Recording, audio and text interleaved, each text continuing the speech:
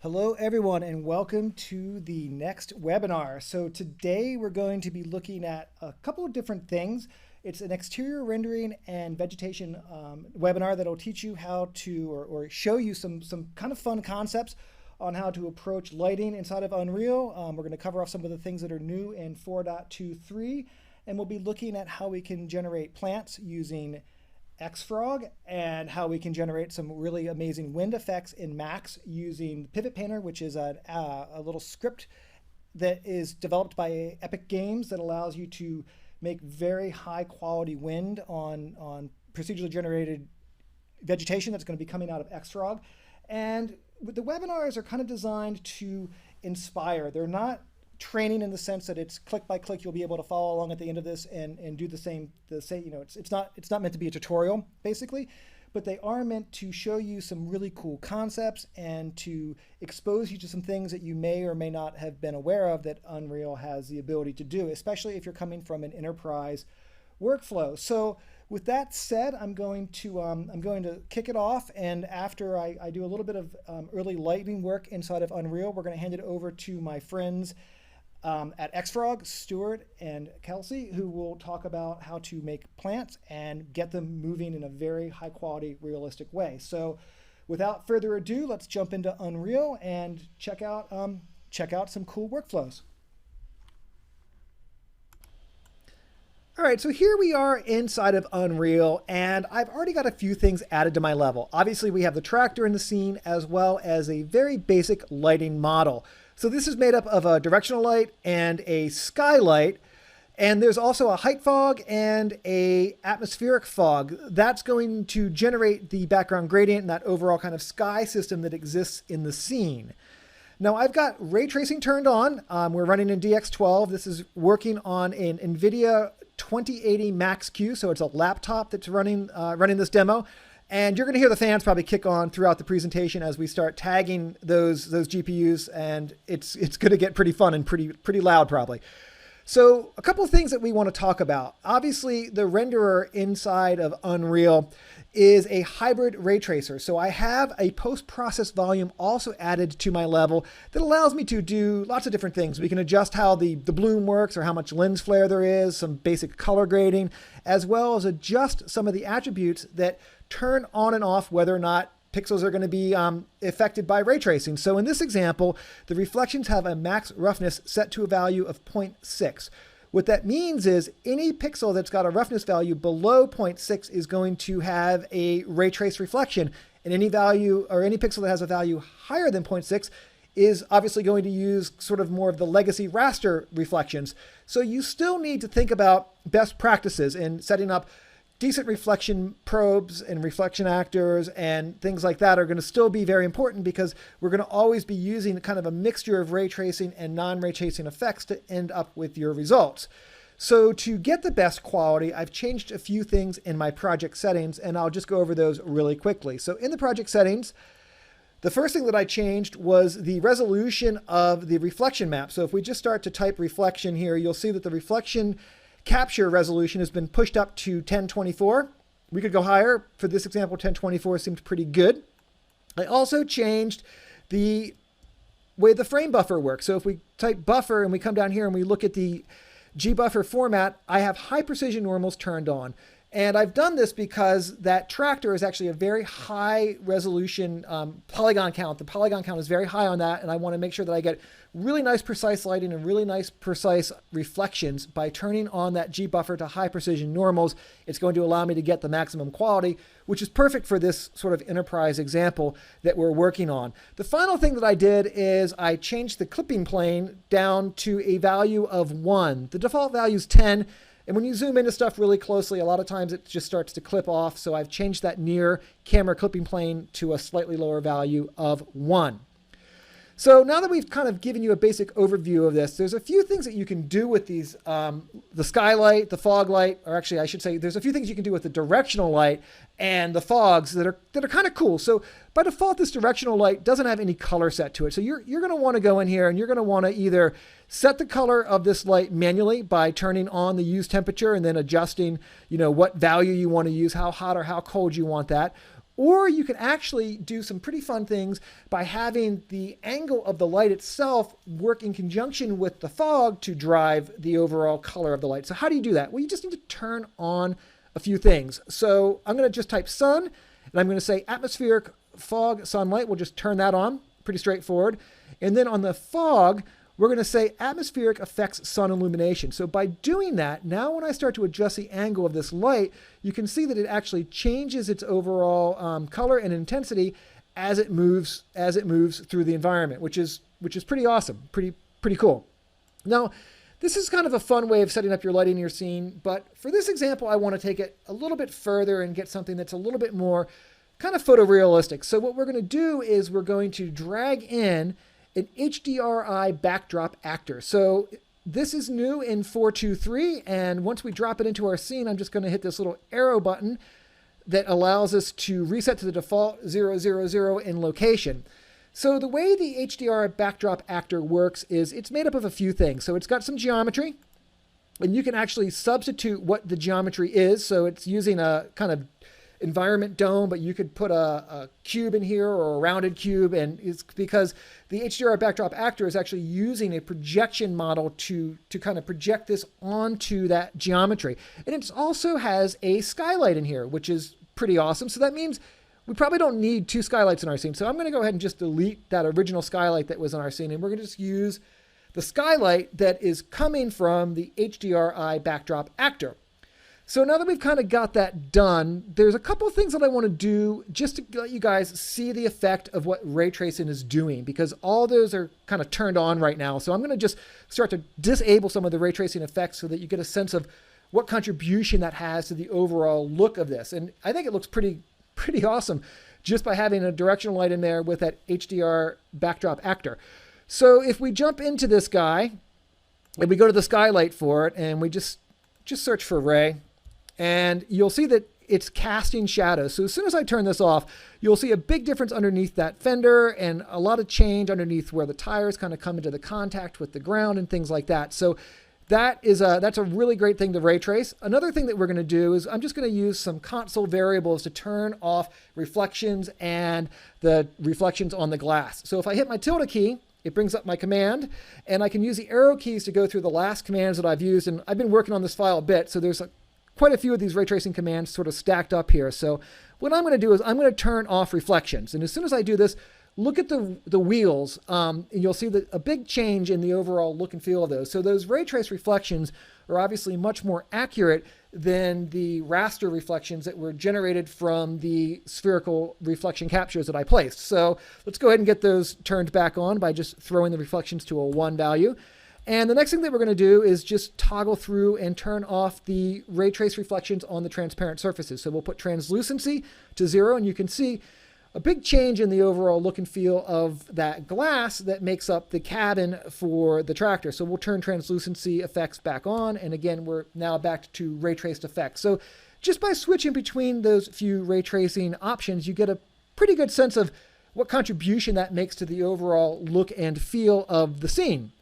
So the next thing that we want to do is get the directional light and the sunspot that's going to be kind of baked into the environment map lined up with each other. So whenever I'm working with the HDRI backdrop actor, I almost always pair that with a directional light or a key light to really get that bright sunspot. So I use the HDRI backdrop actor to give me my kind of indirect illumination model, that kind of secondary light, but the primary light or the key light, you're going to want to keep a sun in there. At least I find that to work the best. So to help line those up, I've just got a sphere in here, and it's pretty straightforward. We'll just kind of frame it on this guy. This is just a chrome ball, basically.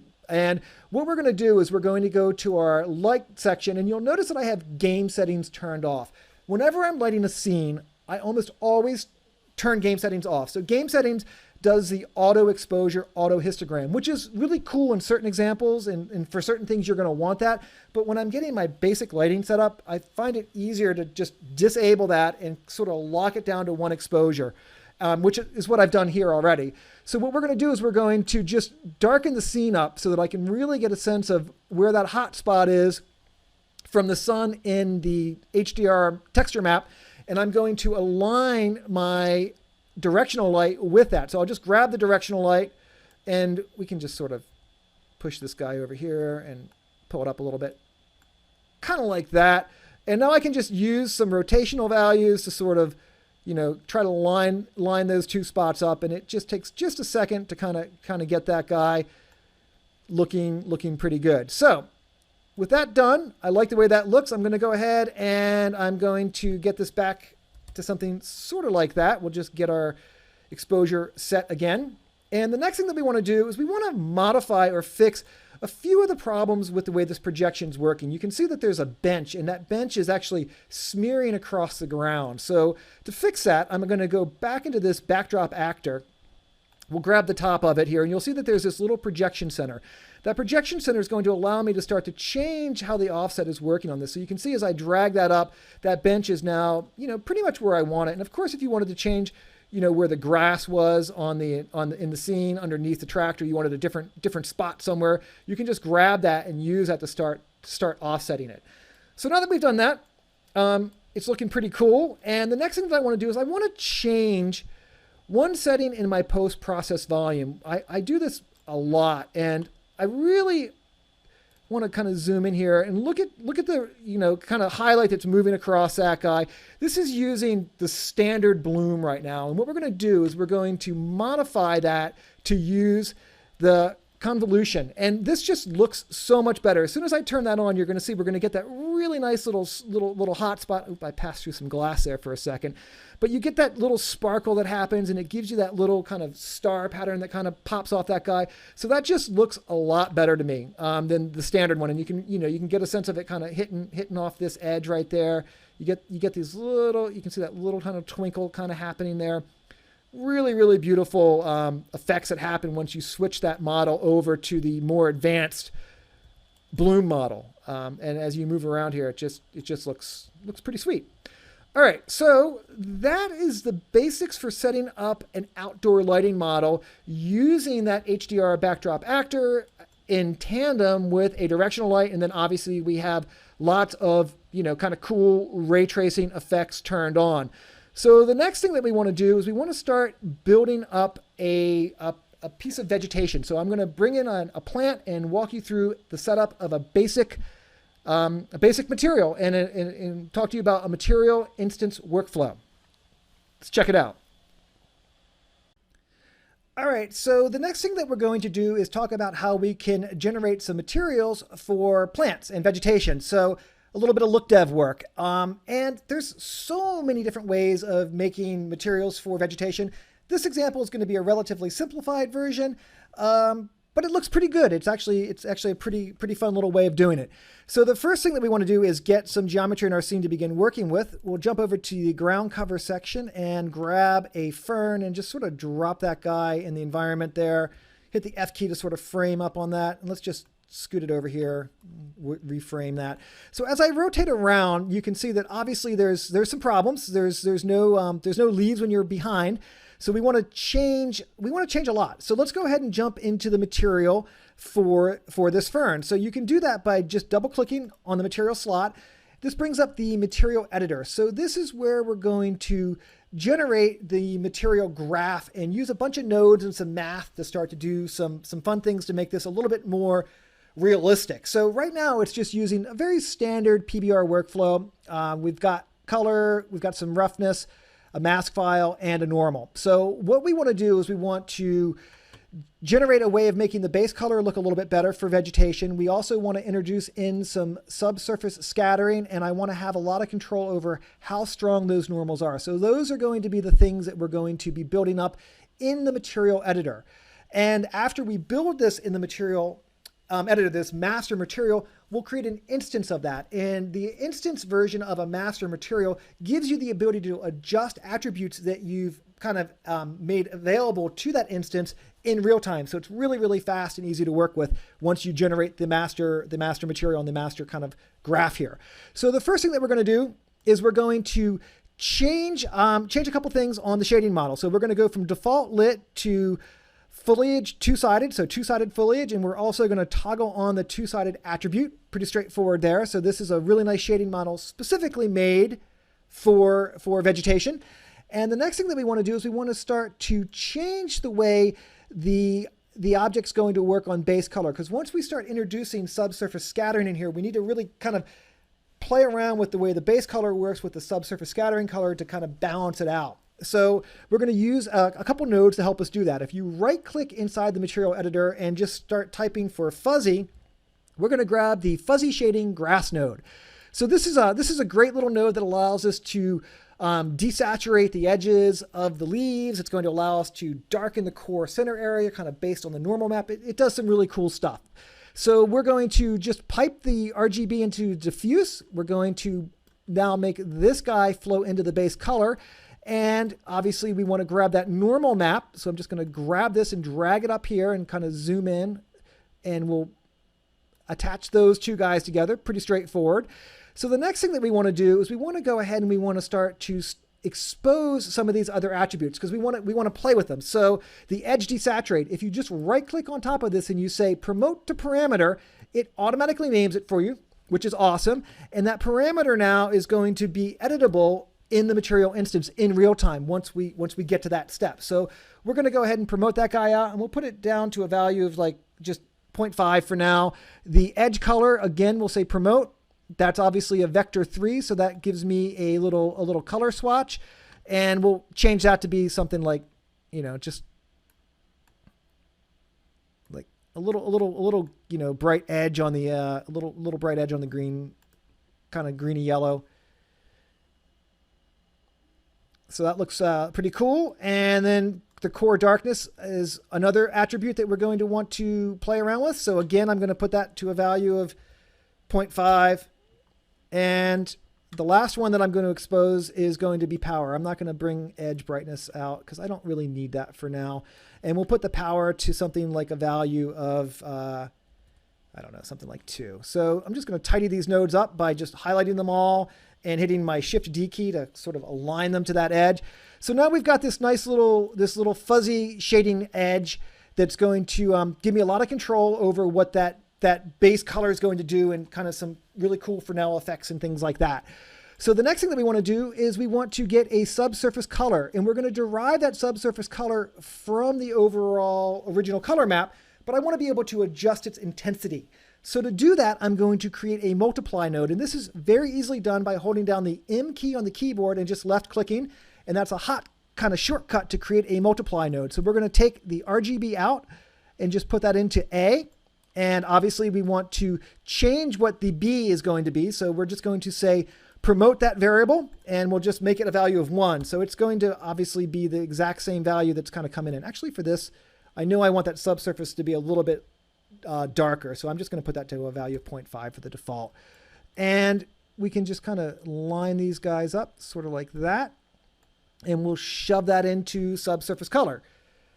So now we've handled the base color and the subsurface color. The next thing that we want to do is we want to change the way the normal maps work. So we've got a couple different ways of doing this. We have something called flatten normal, which allows you to basically turn normal maps off, but I want to have the ability to increase or decrease the intensity of the normal map.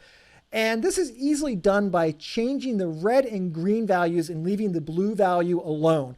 And we can build a little system to do that with a few math nodes. So the first thing that we're going to do is isolate the red and green channels. And to do that, we're going to create a mask node. So if you right click in the material editor and just start typing mask, you can see that we now have a component mask, and by default, it's toggled to just have red and green on, which is perfect. That's exactly what I need. So we'll take the RGB output and we'll isolate that with that mask, which is pretty awesome. And the final thing that we want to do is we want to make a system that's going to let us change the intensity values of red and green. So that's going to be another multiply. So again, hold down my M key and left click to create a multiply node.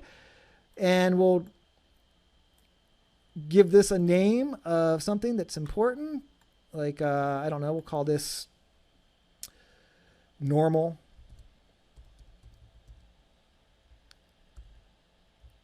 Intensity, and it looks like I probably didn't save this one into a name that was important. So let's just call this one SSS. So that's going to be the attribute that's going to show up in the material instance. So it's smart to name those guys, obviously. So now we've got our multiplier, we're going to give this a value of 1, so the normal map doesn't get changed, our default value of 1. So the final thing that we want to do is we want to get the blue back in the mix. So to do that, again, very straightforward with another node. This time it's going to be the append node. So right click and just start typing append. And we want to grab an append vector. And again, just take the output of the multiply into A. And then we're just going to grab the blue and pipe that into the blue over there. And now we've built a little machine or a few little math nodes that are going to allow me to basically independently change the intensity of red and green. Very, very straightforward.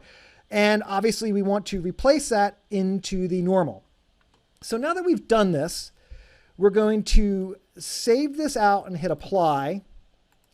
And we'll create a material instance and throw it on the fern and just play around with a few of these values. And then we're going to come back in here and add a wind environment, a wind system into it in just a second. So let's keep moving forward here. We'll hit save. I think I already did that. And let's take this new M leaves that we just made.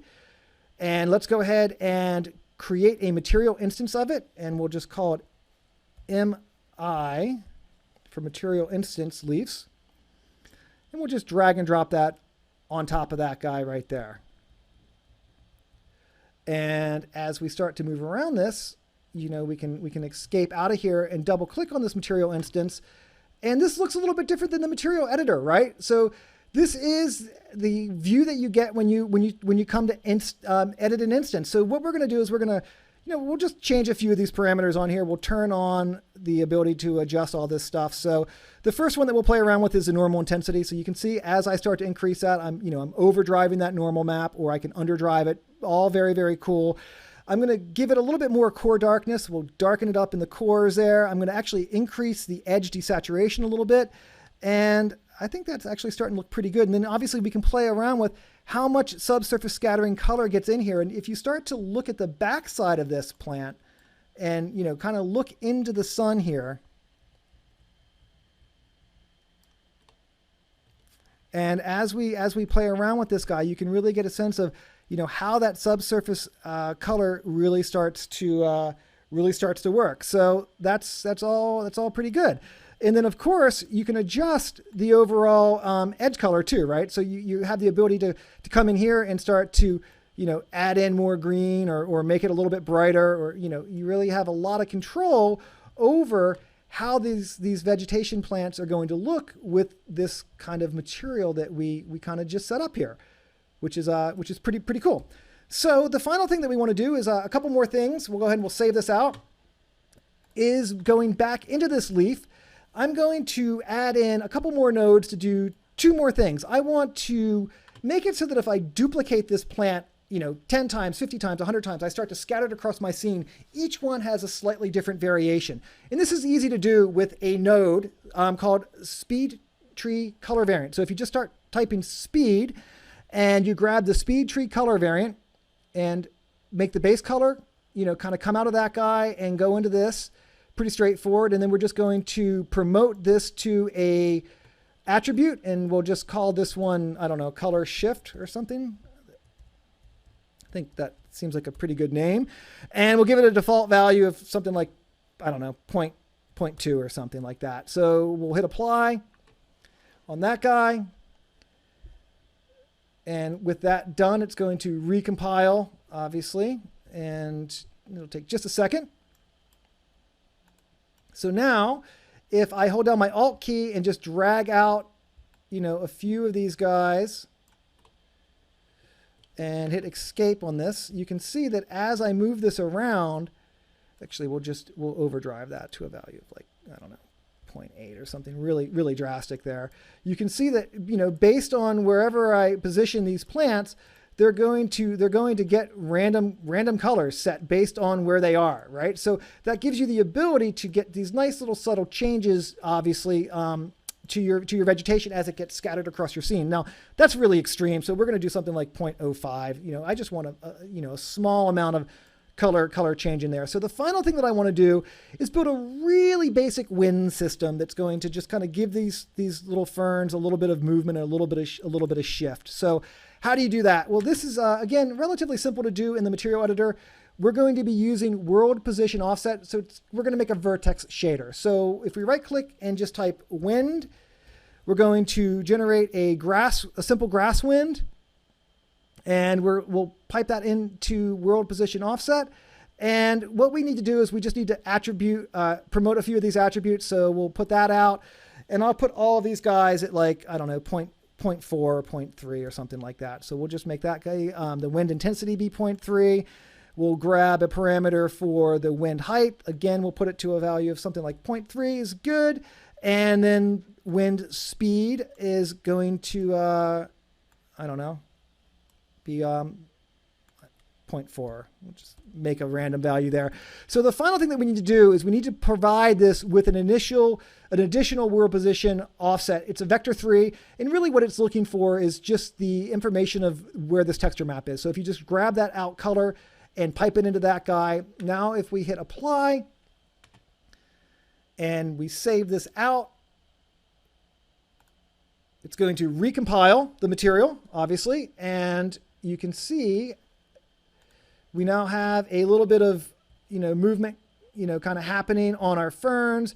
We've got some craziness happening here. So what's going on? Well, as I'm looking through this, that doesn't look right. There's like a weird wiping effect happening.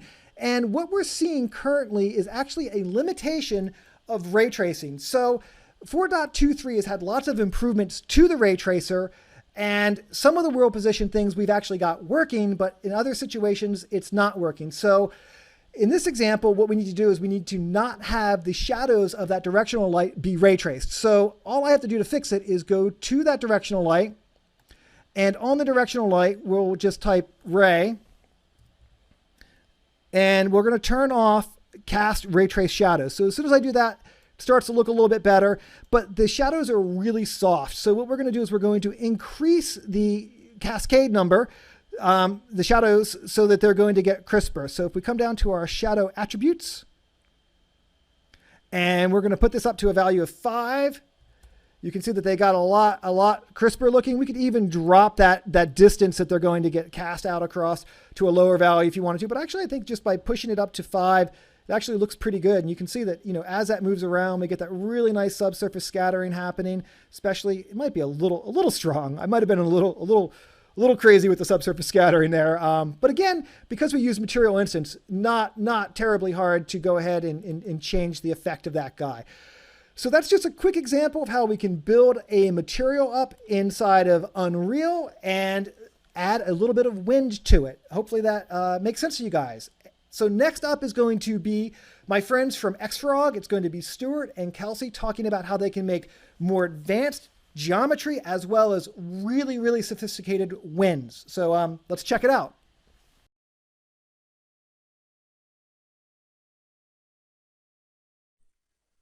Thank you, Daryl. My name is Stuart McSherry. I work for Xfrog, and today we're going to be talking about parametric modeling of plants.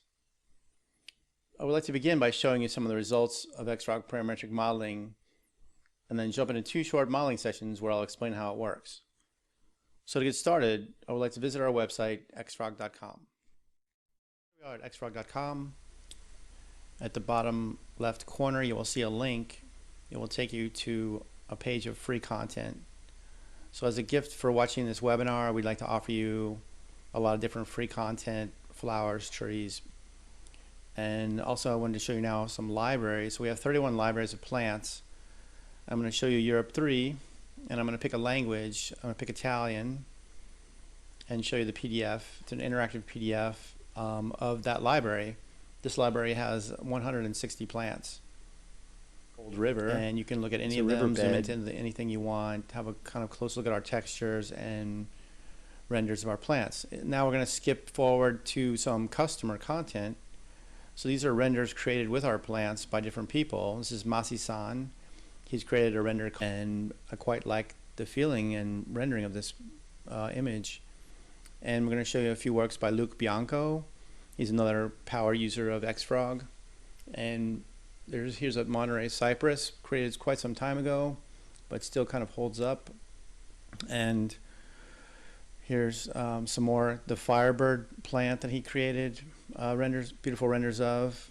These are not Unreal, I just want to make it clear these are not real-time renders. These are took some time to set up, and we're working really hard on getting this kind of level of quality in Unreal.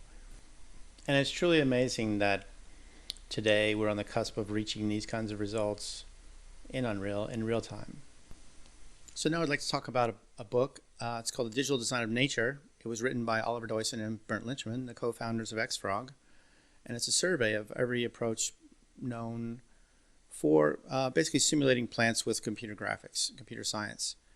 And it's a great survey, actually 300 pages throughout history of different approaches, rule-based, procedural-based, including a chapter on XFrog. And here we have a page from the book. It's covering phylotaxis, which is a very important component of XFrog. It's using golden angle, golden mean, golden section, Fibonacci sequence, whatever you want to call it. And I can't really define this in 10 minutes, so I'm just going to skip over that. And here's branching. So also very, very important to have different types of branching techniques built into your parametric software. And these are all in XFrog.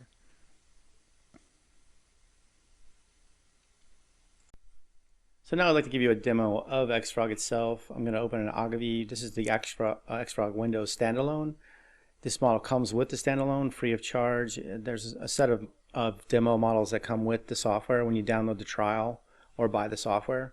Agave, we all know Agave. I don't like these leaves in the middle, so I'm going to go and edit those. And while doing that, I'm going to kind of give you an idea of how easy XFrog is to use. So, and you can see now in the left side, there's a hierarchy window of components that are pulled from the bottom window here, these component window, and connected together to create this model.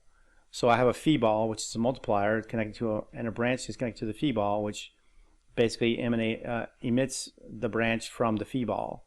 So I can control the phi-ball, the number of phi-balls the number of leaves emitting from the phi-ball is controlled here. So I'm adding a little bit more complexity to the plant, and I'm going to remove this center part that I don't really like. So first I'm going to try to fix it to show you how the editing tools work. So I can basically have I can edit leaf by leaf structurally. This is actually a tree, but it looks like a leaf, or it's a branching component. So, and now I have I've added many more branches to the phi-ball, and I'm going to go in and delete those ugly ones in the middle and add a few more branches. So now I have a pretty good phi-ball, and I'm pretty happy with this version of the model now. So that's very super fast demo of XFrog. I'm going to kind of smooth these out in the center because I put too many, and now I'm going to give it a little crack, phototropism and gravitropism, and then move on to the next model. So I've loaded a model called yarrow. It's an herb, and I thought it would be nice to show you something other than a tree. It's a small plant, but it has quite a lot of detail, and it has all the principles we've been talking about. It has branching, and it has phylotaxis, and it's very straight, and it's also easy to demo because it's it's only 5 components. Each component has some parameters that I've set for each of the components. So if I just wanted to explain this model to you, I can hide the other parts. So this is the this component here is the trunk with the leaves, this leaf, and I have various settings for each one of these components. So the trunk, I can change the length, I can change the scale. It's kind of shrinks kind of like clips the trunk on the edges. I can make the trunk more crooked.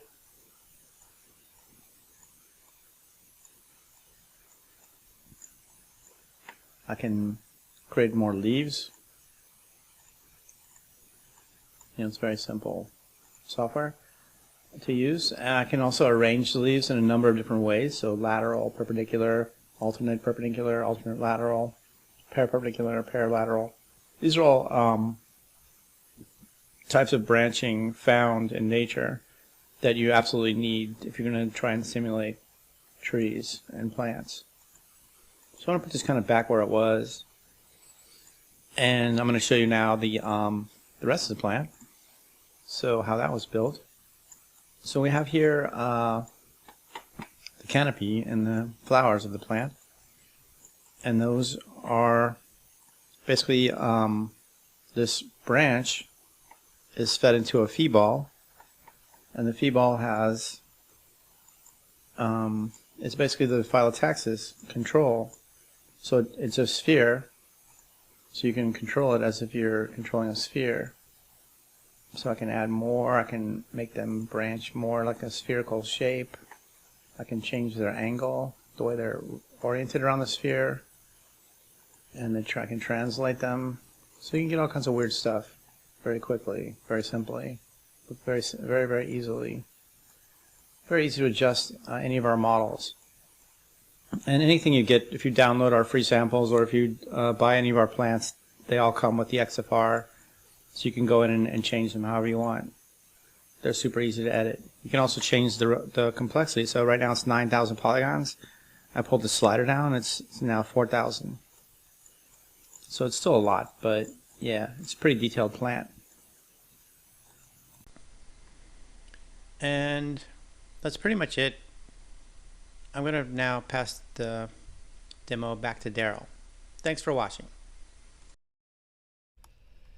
That's super cool, Stuart. Thank you for showing us how that works. And one of the things that's great about procedural generating plants is obviously you can crank out variants and options of that plant very quickly and easily. So the next thing that we're going to be checking out is the Pivot Painter workflow done by another one of the Xfrog employees, Kelsey. And this is super exciting stuff. So let's check this one out. Hi, I'm Kelsey Rice, here to show you how we at Xfrog use Pivot Painter 2 in our pipeline. Pivot Painter 2 is a powerful free plugin from Epic that allows us to add realistic wind to Xfrog plants. Let's get started. Here, I've opened one of our ground cover species, the yarrow, as well as run the Pivot Painter 2 Max script, available for free from Epic. Notice how all the leaves in this model are separate objects. When using Pivot Painter, any part of the plant that moves uniquely in the wind needs to be a separate object. For a quick method of separating out your model, check out the Detach Elements options in Pivot Painter's prep tools. In this example, I want the leaves to flutter in the breeze while attached to the stem, which will sway back and forth. To do this, we need to set up a hierarchy. Since the leaves are attached to the stem, we need to make them children of the stem in the hierarchy, like so. Just selecting all the leaves, making them children. Every sub-object that moves in the wind also needs its own pivot point. Pivot Painter 2 can generate pivot points for you under the Generate New Pivot Point section if necessary. In this example, I'm creating a selection set for all the leaves. Now I'm taking that selection set and choosing a leaf pivot object, in this case the mesh for the stem, and creating new pivot points.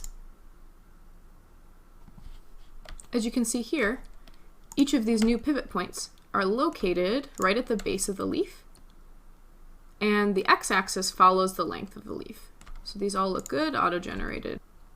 We also want to make sure the stem itself has a good pivot point.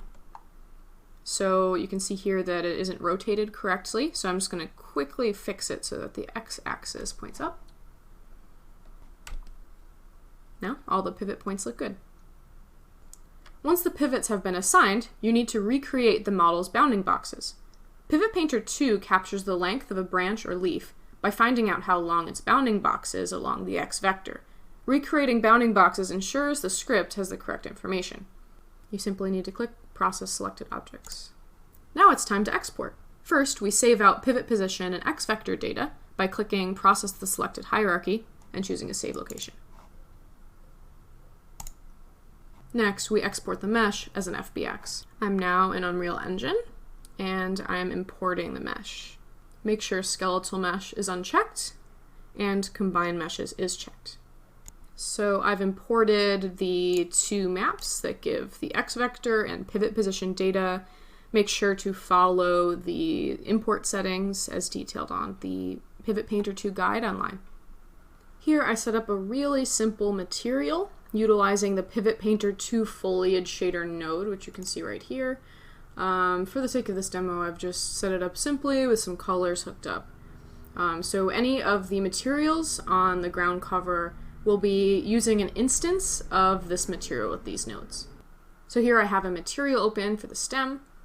When we set up the object in Max, we had the top level of the hierarchy was the stem, which was the parent, and then you had the leaves under it, which were the children. In total, that's 2 levels, which correspond to the wind settings here in the parameters. So because I only have 2 levels, we only need to turn on 2 wind settings. So the first thing you do is swap out the textures that we imported for the ones here. So those 2 are this one, the X vector, and the other one is the position index texture. As you can see here, now that I've put these in, it's starting to wiggle, but it doesn't look that great. For this particular mesh, I think it looks a bit better with some of these values turned down. One of the numbers I tend to play with first is the max rotation. In this case, I'm going to turn it up quite a bit. This will affect how much the plant is moving in the wind. Another one I tend to play with is the dampening radius multiplier. This will affect where it's actually wiggling from. So we've got the stem moving.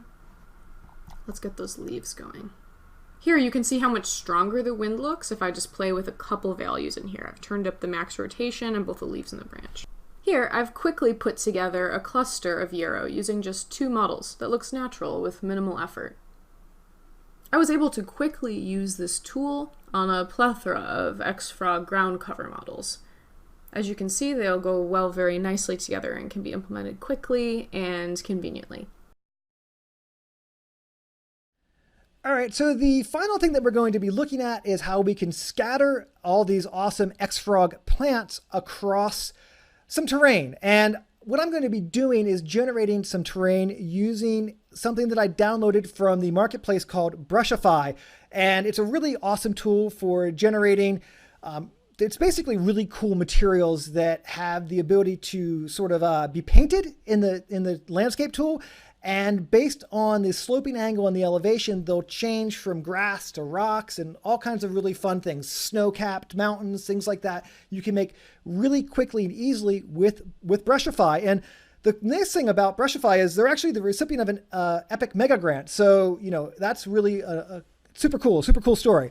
So let's go ahead and jump into the landscape. And in the landscape, you can see that I've already got this material from Brushify assigned to it. So it's an instance material for landscape that ships with Brushify. And as soon as we hit create, what's going to happen is it's going to give me a black plane. And the reason that it's black is because we haven't turned on any of these maps yet. So you can see we have grass, dry grass, desert. These are all choices that I can use to start painting these guys. So what we're going to do is we're just going to go ahead and we'll just create a new one. It's going to go through, and you can see as soon as I highlighted that layer now, it's actually added that into the environment, right? So if we kind of zoom out here and look at this guy, you know, we've got this kind of, you know, grassy plain sort of running across our scene here. Pretty awesome. So what we're going to do is we're going to jump in here. We're going to start to just sculpt some little hills around our environment. So I'll jump back to my sculpting tools, and I've got a brush size that's relatively big here. I've got sculpt turned on, and I've got a pretty low strength. So I can just start to, you know, kind of sculpt up some hills over here. And if I get something that's really sharp here, you'll start to see that as I do this, you know, it starts to transition based on the slope angle out of grass. And if I make my brush a little bit smaller, something like that, and give it a little bit more strength, you know, you can see that as it sort of, you know, gets up there and does this kind of sharp effect, it goes through and it generates that rock, and it actually procedurally drops little instance rocks based on the areas that have slope, which is just really pretty fun and pretty cool. So again, if I hold down my shift key, it's going to do the inverse effect. So you can see that it changes through that shading model, and you can just use this to sort of kind of come in here and just, you know, just brush around couple little hills. Obviously the tractor, we want to get that guy sort of sitting down here, maybe, you know, kind of pull that stuff down where our ground was, maybe just pull that up ever so slightly. And I'm just going to kind of, you know, move around here, add in some stuff, maybe increase my tool strength, increase my brush size really big.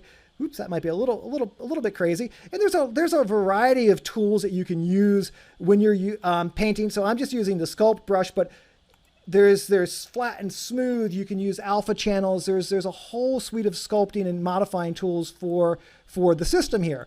And of course, if you want, you can go back to paint and you can say, instead of just painting, grass across this field, in certain areas, I want to go ahead and I want to start to add in maybe some mud. Maybe the tractor's sitting down here in like a little mud puddle. So if we come down to mud, or dry dirt in this example, just click on this guy and say, let's start painting that. So you can see now as I do this, it's going to go through, it's going to compile the shader really quick since it's the first time I touched it.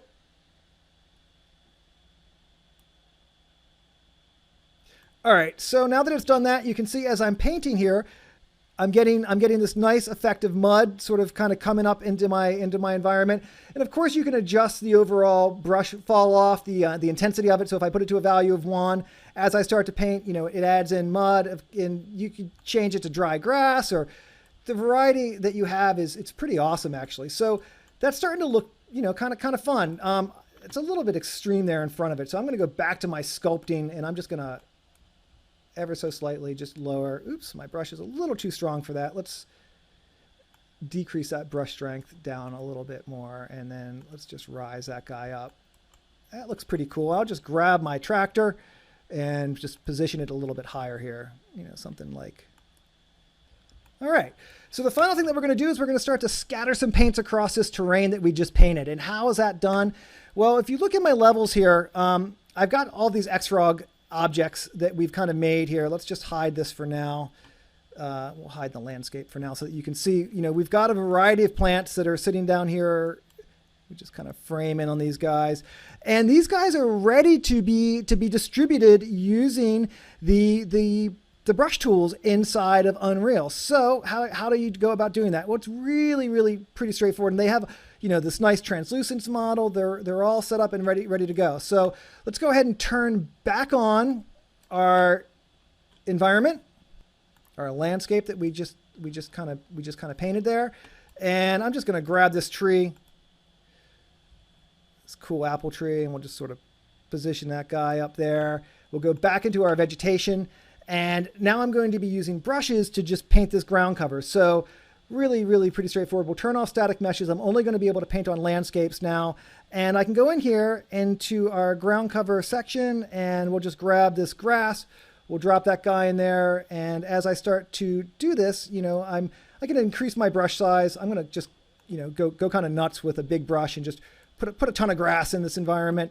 That looks awesome. Just scale it out, just go crazy with it. Grass everywhere. And then of course, if you want different plants in here, no problem. Just go back into the ground cover. Let's grab some dandelions and let's just paint that guy. So I'm going to turn off the painting of this and only paint dandelions now. So as I kind of move around here, we'll just kind of scatter in some dandelions, and we'll get some weeds in here now. We'll go to ground cover and we'll just scatter a little bit of everything, really. I mean, why not? Let's go back to ground cover, back to cornflower, and let's just add you in. Again, we don't want to paint dandelions now, so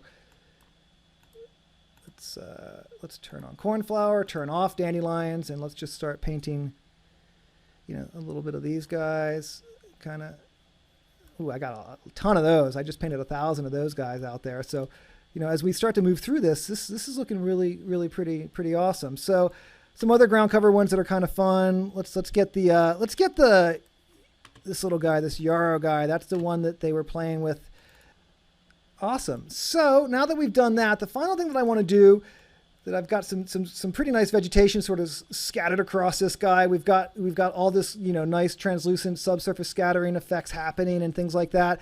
So now that we've done that, I'm going to go ahead and turn on a camera that's got some depth of field on it. So let's just go over to here and just search out for camera.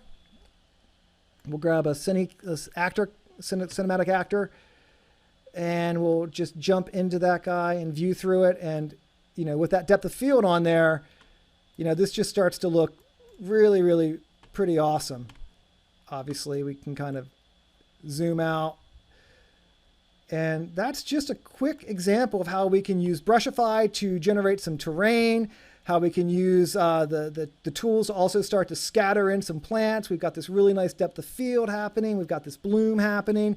If you wanted to, we could actually go in here, and maybe this might be a good time to turn on the game settings for the camera.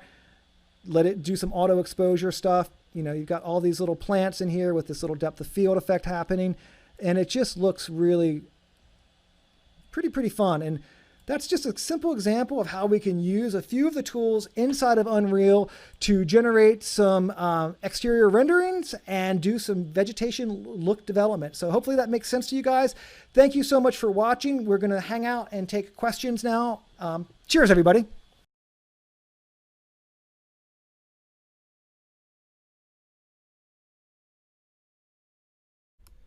Hey there. So thank you so much for taking the time to watch the webinar with us. Hopefully you guys got something out of it.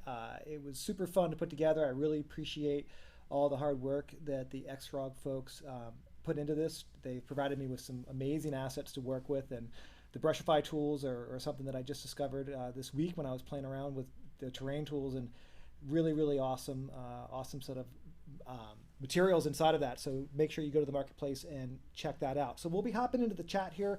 We have about 10 minutes until the top of the hour, and we'll be trying to take some of your questions. So I definitely saw a few of your questions, and I'm going to have Stuart also jump on the audio line here. He can kind of say hi and introduce himself here. Hello, it's Stuart from XFrog. Just want to say hello. I've been trying to answer some questions in the chat. If you have some more stuff, please let me know.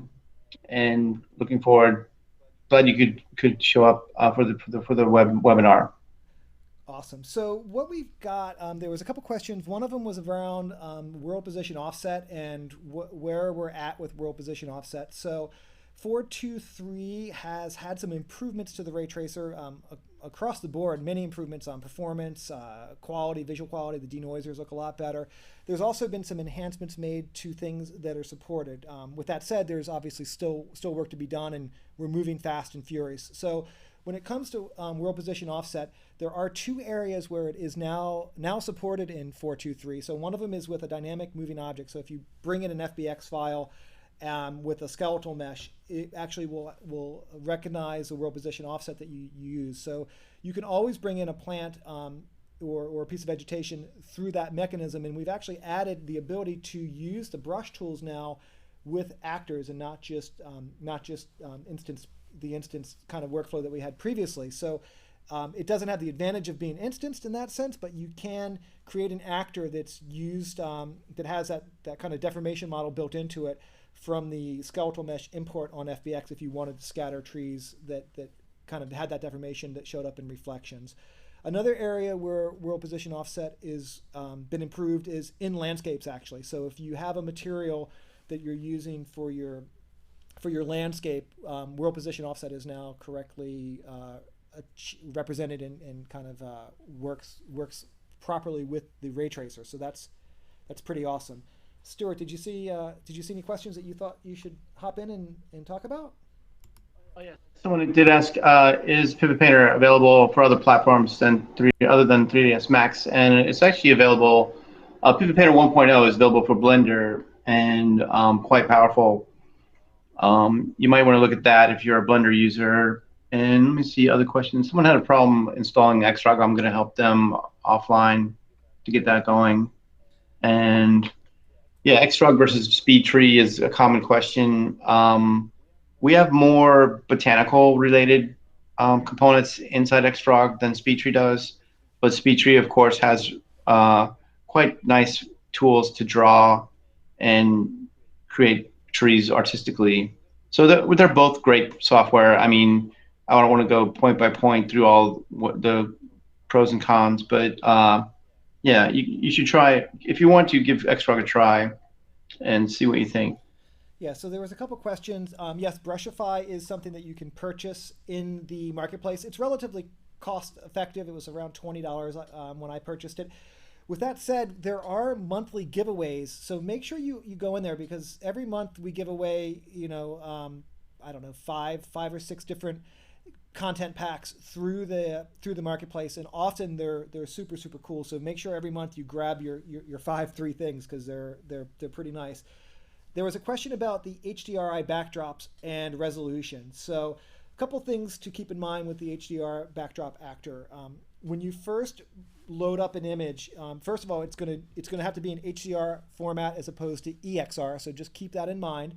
And secondly, it can take big images, but by default, even if you import in an 8K image, it's going to make a choice to use something at a lower resolution. So you're going to need to go into the details panel for the texture map and modify a few things. So the first thing that you're going to want to do is double check that sRGB is turned off. Sometimes sRGB, for whatever reason, isn't disabled on linear files. So just always make sure you double check that. And then in the details section, there's going to be two things that you're going to want to change. First, you're going to want to turn off MIP maps. So there's a section where you can specify how the MIP maps are kind of made. Make sure you say no MIP maps as the first step. And then the second thing that you want to do is toward the top of the details panel, there's a little expand folder, basically in the top section, where you can set the maximum resolution. So if you brought in like an 8192 image, just set the maximum resolution to 8192, and it'll go ahead and create a 4096 cube map out of that then, which is exactly what you're going to want. And that's what the 4 or 5 that we ship Unreal Engine with, which is one of the ones that I was using, was one of the example maps that comes with Unreal. Those are all 8K images, so they look pretty crisp and they work quite well. And that's pretty much it as far as the HDRI backdrop actor. I think there's not much more to it than that. Yeah, so someone's asking about tools for beginners and rookies. There's a whole learning team at Epic, and the webinars really aren't, they're not tutorials, right? Like the webinars are designed to show you guys, demonstrate workflows, and just kind of inspire and show you kind of a very high level overview of concepts. But there are very broken down chapter-based, curriculum-based learning on our website, and it's a managed system. So you go into it, you sign up, it tracks your course, and they're really, really great true tutorials, whereas the webinars are more of a demo, basically, or more of a marketing tool to inspire and kind of give you guys ideas about what's possible, more especially on the enterprise side of things. So hopefully jump into our website and start looking in there. So yeah, should it be set to movable for exterior? So yes and no. I mean, there's stuff that people do. There's a lot of architectural visualization. I've got some buddies that do amazing work, and they're actually baking and baking the vegetation, so they don't have it set to movable. Obviously, if they're trying to do a light study where they want some leaves blowing, it's a combination. But often some of the ArcViz examples, some of the really beautiful ones that I've seen, have fixed trees that aren't moving, and they're actually baked. So that's sort of a creative choice. Everything that I did in this presentation was using dynamic, fully dynamic lighting and completely live, which works great. I mean, it looks beautiful, especially the ray tracing adds that little level of realism that you get with the terrain tools and the Brushify tools. I think the combination, you throw some depth of field on there and it starts to really shine.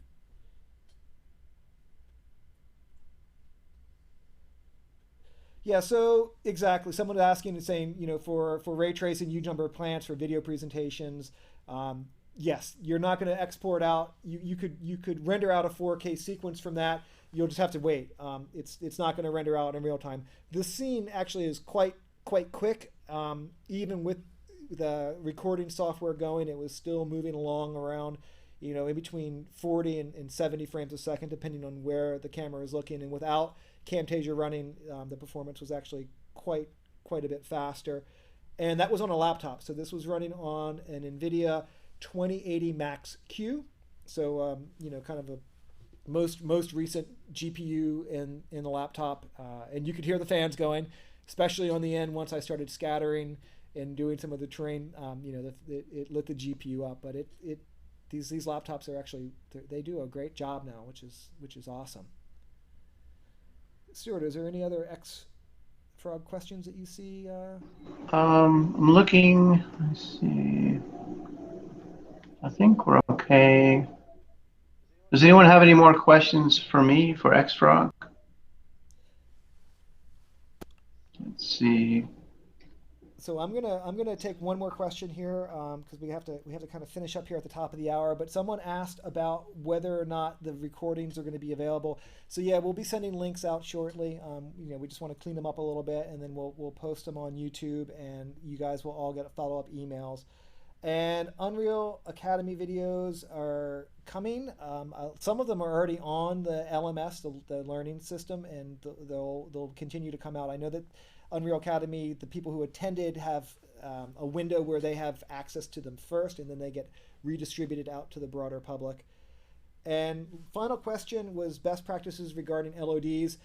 I let Unreal generate them, and I did generate some LODs for the vegetation. It did a great job for it. Keep in mind that when you generate LODs, you can have it auto guess on where that transition should be between LOD 0, LOD 1, LOD 2. You can always go back and manually adjust where those transitions happen, and kind of manually set it up. The auto system does a great job.